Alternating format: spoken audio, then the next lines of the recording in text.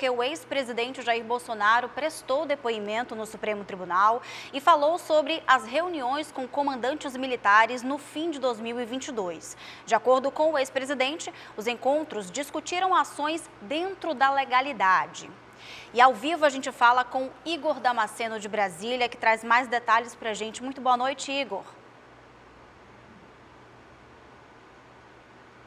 Oi, Giovana, boa noite a você, boa noite também a todos que nos acompanham.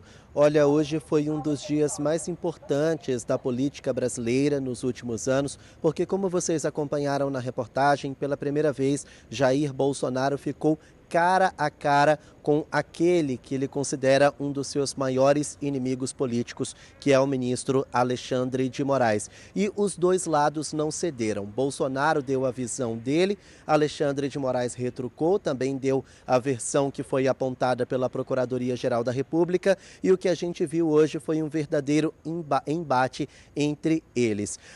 Foram mais de 4 horas de depoimento de Jair Bolsonaro e a todo momento ele negou que tenha tentado dar um golpe de Estado no país no ano de 2022. Só para ficar claro, a principal acusação contra Bolsonaro é que ele tinha editado um decreto que garantiria ruptura institucional com o poder legislativo e judiciário, por exemplo, e apresentado esse decreto aos chefes das Forças Armadas. Bolsonaro negou que tenha editado esse decreto, mas admitiu que se reuniu com os chefes das Forças Armadas em dezembro de 2022 no Palácio da Alvorada, porque, segundo ele, havia provas de que as urnas eletrônicas não eram confiáveis e que, por isso, ele queria discutir possibilidades, alternativas de cancelar as eleições de outubro de 2022. Só que, segundo Bolsonaro, tudo aconteceu, como ele mesmo diz, dentro das 4 linhas da Constituição.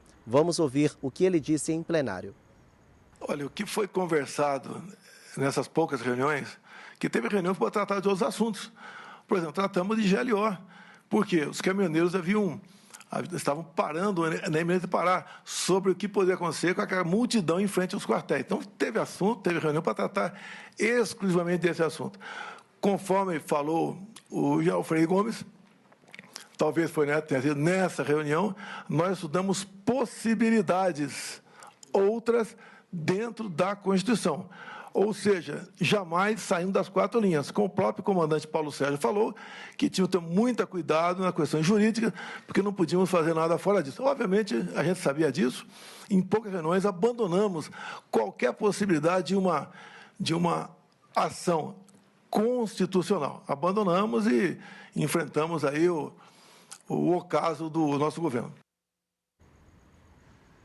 Bom, vocês ouviram Bolsonaro também falar a respeito da GLO. O que é isso? É a garantia da lei e da ordem. A nossa Constituição permite dar poder de polícia para as Forças Armadas quando há pelo menos uma iminência de a situação sair do controle. Naquela época, os caminhoneiros tinham travado as principais rodovias federais porque não estavam muito satisfeitos com a vitória de Lula. Então, Bolsonaro explicou que chegou a discutir GLO com os militares para evitar que alguma situação saísse do controle. Mas, de acordo com a delação de Mauro Cid e as provas colhidas pela Polícia Federal, naquela reunião, Bolsonaro tinha sim falado a respeito da intenção de um plano golpista, como disse Mauro Cid ontem e como denunciou a Procuradoria-Geral da República. Bom, foram 4 horas de depoimento que foram marcadas também por situações inusitadas que acabaram viralizando na internet em forma de meme,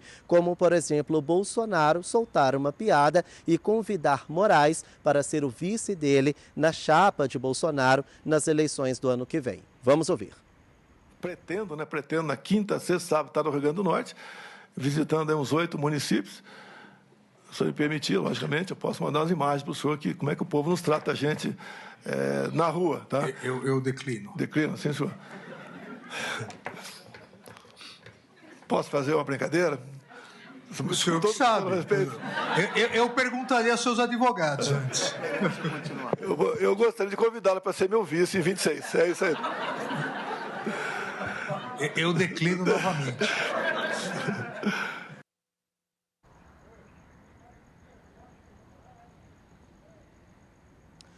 Bom, todos os réus do chamado Núcleo 1 da trama golpista foram ouvidos entre ontem e hoje. Moraes tinha reservado a semana inteira para ouvir esses réus, mas acabou terminando tudo hoje. E o que vai acontecer agora? Agora é a fase onde acusação e defesas podem pedir novas provas e novas oitivas, então já é a segunda metade desse julgamento. E depois que eles solicitarem novas provas, novas diligências, novos depoimentos, aí sim vai começar o julgamento para absolvição ou para condenação de cada um deles. Independentemente do resultado da sentença, eu lembro a vocês que Jair Bolsonaro está inelegível por 8 anos por abuso de poder político. É um outro julgamento, não tem nada a ver, ele não pode se candidatar em 2026, independentemente do julgamento que está em curso nesse momento. Viu, Giovana? Volto contigo aí no estúdio.